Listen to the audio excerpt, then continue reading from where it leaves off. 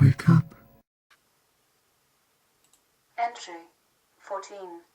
Baltimore, Maryland, Saturday, June 27th, 7:46 p.m. I dropped Rudy at his office.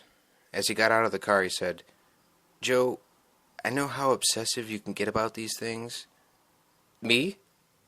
Really?" "I'm serious. Church is on some creepy level of government, and he told you to leave it alone. I think you should take him at his word." "Yeah, let me get right on that. What's your alternative? Poke at it with a stick until all the hornets come out of the nest? Think about it. Church didn't approach you through channels. That means he wants this kept off record. That frightens me, cowboy, and it should frighten you." "I'm too wired to be scared. God, I think I need to get totally shit-faced tonight." He closed the door and leaned in through the window. "Listen to me, Joe. Go easy on the booze.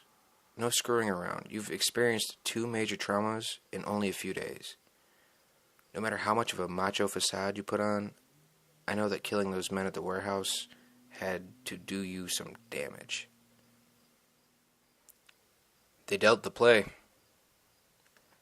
Like that matters?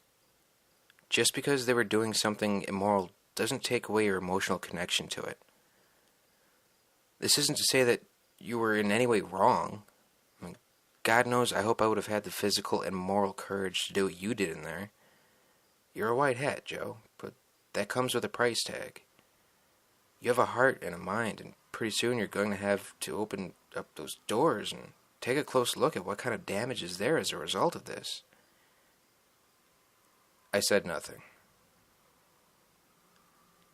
"I'm saying this as your friend as well as your therapist." I still said nothing. "Don't think I'm kidding, Joe. This isn't something you can shrug off. You're required to have sessions with me about this, and you can't go back to the job until I file my report. As of yet, I don't have anything to file. You've blown off 2 scheduled sessions so far. You need to talk about it." I stared out of the window for a minute. "Okay." In a softer tone, he added, "Look, cowboy, I know how tough you are, but believe me when I tell you that nobody is that tough. A complete separation from your feelings is not proof of manly strength. It's a big, glaring neon warning sign. I know you think you called me today to ask my opinion as a pal and as a medical doctor, but I have to believe that you're reaching out for support for what you've been through. As far as this thing with Javad and Mr. Church goes, well, if you were capable of simply shrugging that off with no traumatic effects, then I would either be afraid of you or afraid for you." "I'm feeling it," I assured him. Rudy studied my face. "I have a 2 o'clock open on Tuesday."